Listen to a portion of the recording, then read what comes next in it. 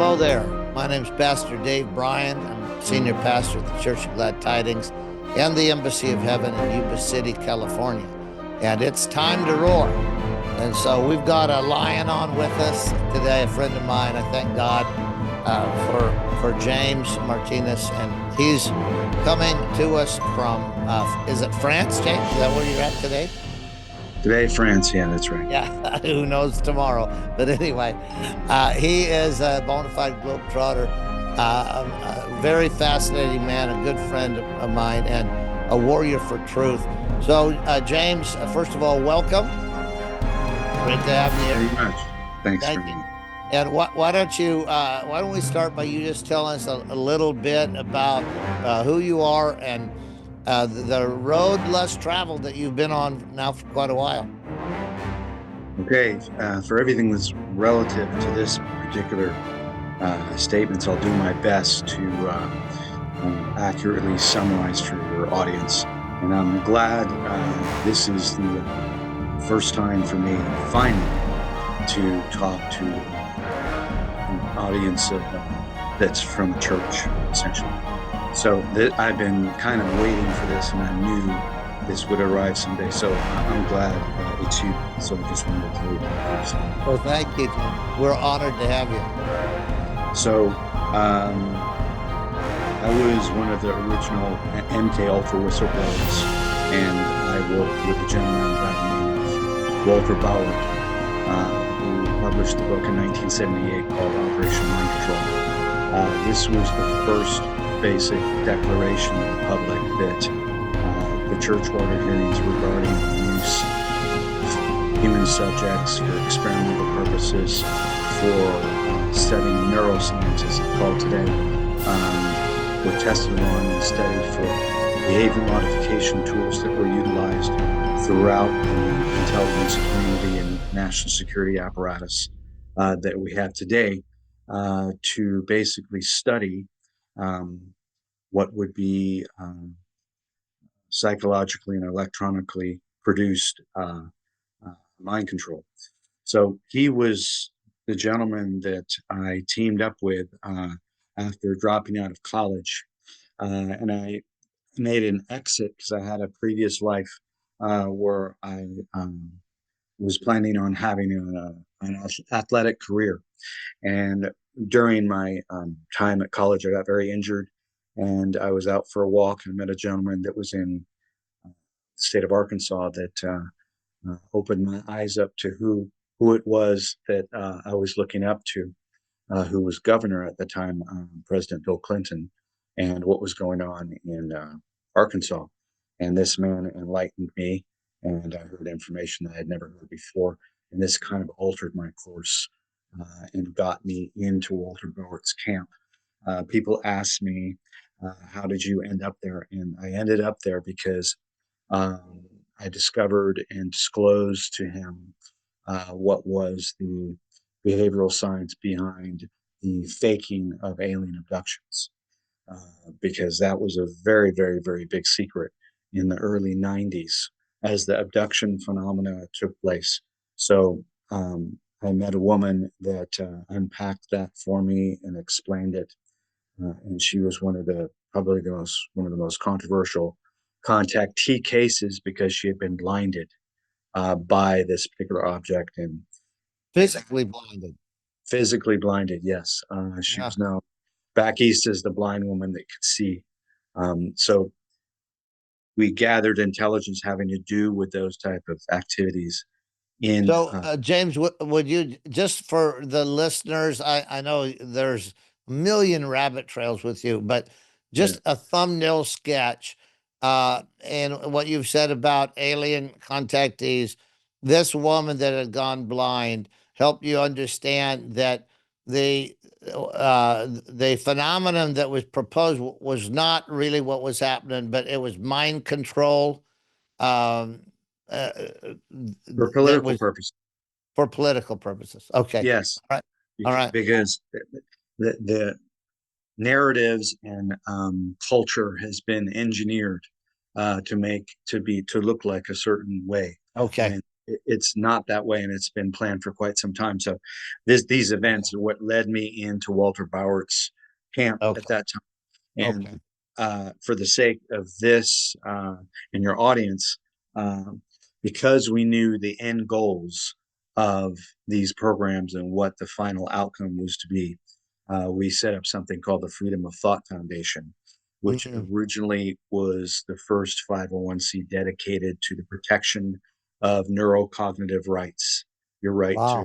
speech, your right to cognitive liberty, your right to exercise your reality through the mechanism of your own perceptual process without interference, and what that would mean to law, what it would mean to government and humanity itself, because we knew at that point that there was going to be a fusion between the brain, the computer, electricity, and the quantum apparatus, which is Right. why I'm coming on and talking to your audience about that, because uh, Right. I did a lot of work with him for a long period of time, and I met at that period of time, communications were completely, totally different, and Right. the telephone and letters were the mechanisms of Right. communicating with other people. So, uh, But you were already foreseeing where we're at today back yes, then. Yeah. yes, And and what year did you get started on this with your partnership with him? about 92, 92. because when I met him, I was already interfacing with all the people in behind the national security curtain, uh, Wow. involved in the what was going on in the abduction world, as well as what was going on in uh, behavior modification tools that were being tested at that time. Because we wrote two books. The first one Walter Bowart wrote, and the second one I gave my testimony to him, and he wrote Operation Mind Control Volume 2, which included uh, basic current intelligence at that time that was going on in the United States underneath behind the national security curtain and the end goals. Yeah.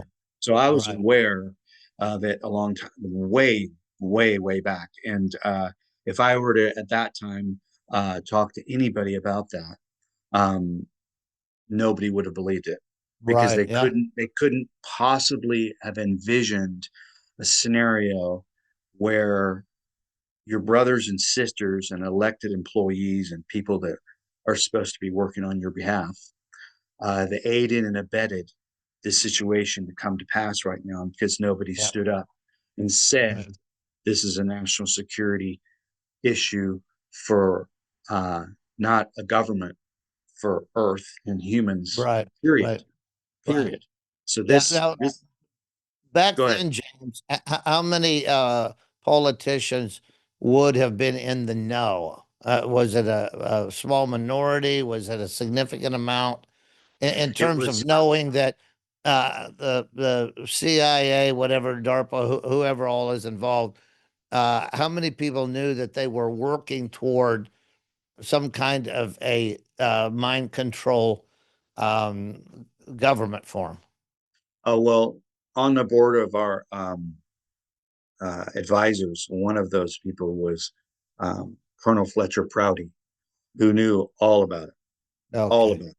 And Yeah. I was introduced to him over the phone, and he was fully aware of what the end goals were, and what that we had uh, interfaced with an advanced intelligence, because people don't understand what's really happened. Because Yeah. when the National Security Act was passed, that ended everything. There was no Mhm. transparency about what was going on and what our actual technological capabilities are, because we live in a very set up fake reality Yeah. where our true technical capabilities far surpass what most people can even conceive.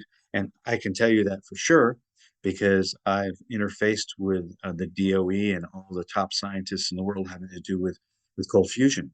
And that's very real. And people are just barely getting ready to even understand what that's going to mean. So what I did and what my colleagues decided to do is, okay, we're not going to be able to talk about this in the 90s. And it's just too unbelievable and too impossible, because the internet was just getting started. And Right. how people responded perceptually in culture was totally different than it is today. Right. Today, most people can't even conceive of walking around without their phone. Right. That was designed to be that way on Mm. purpose, and a very significant way of doing it. So this is, I came here today to tell you and your people in a kind of a divine uh, setting that Yeah. this is our moment Yeah. of deciding what it is to mean be human. Right. It, the fact that our divine incarnation and our reason for being here at this time is to go through the process of taking our being, our legal system back, our government back, and our spiritual autonomy back, because it's about Wow. to be totally cut off at the neck, so that what essentially we're in an extinction level event scenario undergoing right now, where fusion between those computer elements, quantum and AI, would render the carbon-based life form, human being, into a synthetic one. And Wow. that bridge is Wow. now. It's going on right now in the Right. worst way you could imagine. So this supersedes anything that is going on in the public narrative right now, with all the ranting and going on about uh, what Trump is doing and how people are responding. Da, da, da. None of the stuff that you will see in the corporate environments, whether it's alternative media or corporate media paid for, uh, is recognizing or paying any attention to this. This subject matter, I'm making the rounds now because I was requested to. I prefer not to be very public Yeah. than to be public. But when it's when something definitive and extreme is in our midst, Yeah. then I feel heavily inclined to, very Now, inclined to. right. Now, behind all this, of course, there's always two sides. Uh, who, if you can say this, and I don't know if you can, James, because I know you do a lot of things that are very discreet and you can't say everything you're involved in. But can you tell us who essentially you're representing and going around and talking, or is it just a small group of do-gooders, or Yeah. who is it? I was asked through a series of events leading into the Trump administration to get into the hands legal documents regarding the use of directed energy weapons on civilians. And I met Mm, with people privately in DC, et cetera, et cetera.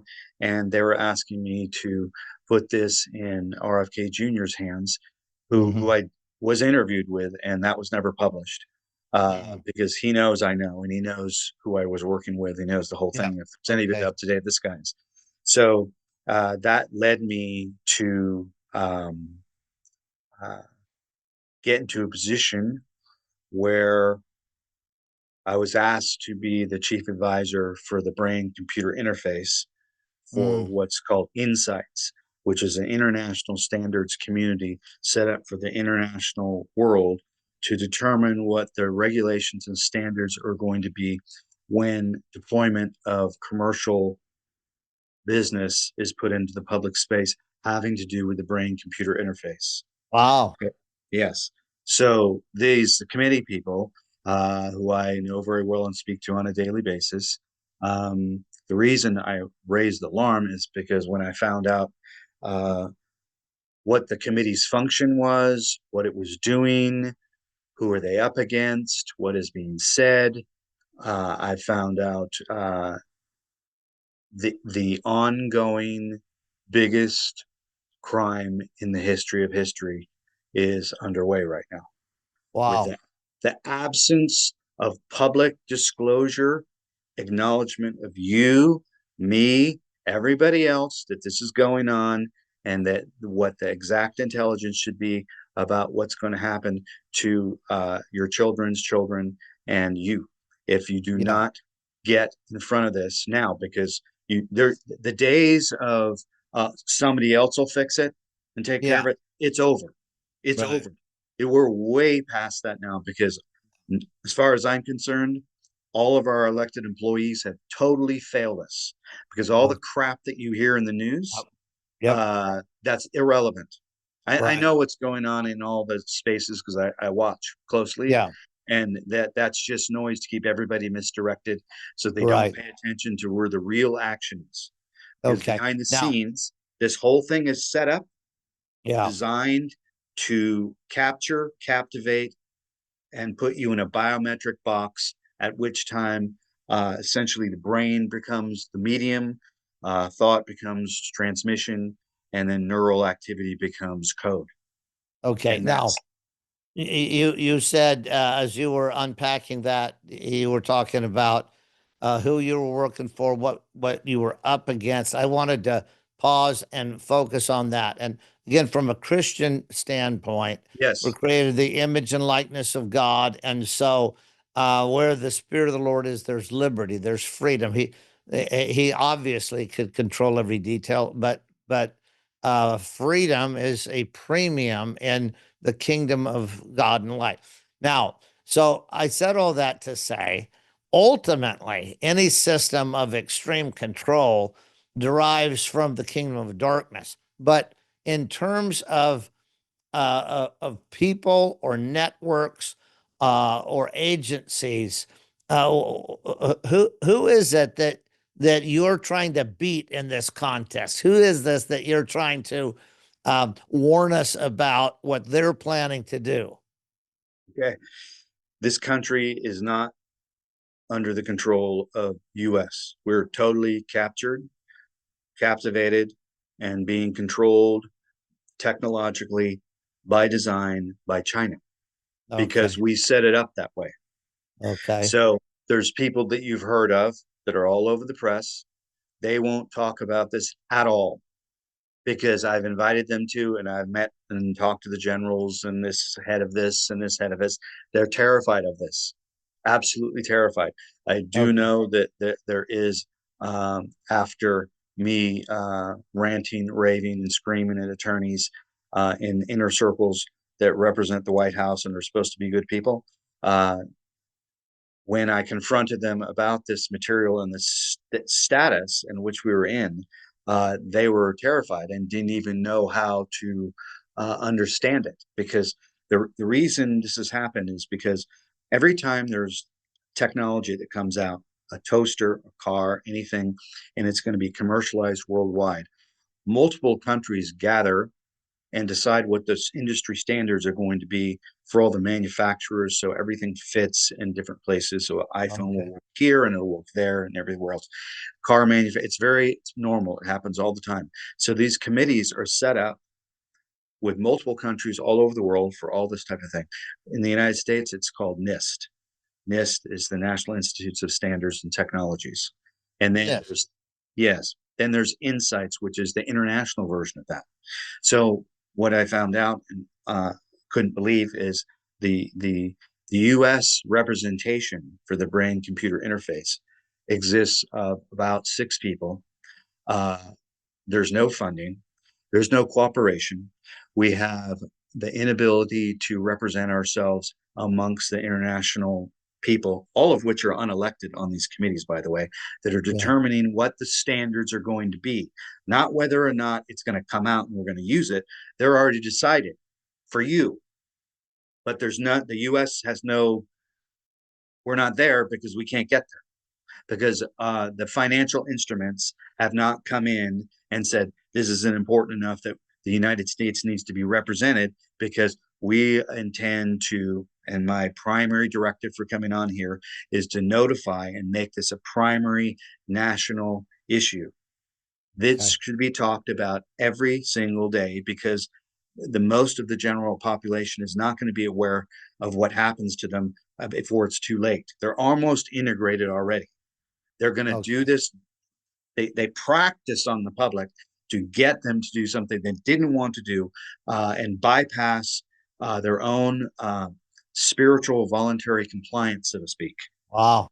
and got people to walk in. Because this only works if we cooperate with it, this whole mechanism, because the brain-computer interface, and the reason why we're being ignored by people in the United States is because they're aiding and abetting it.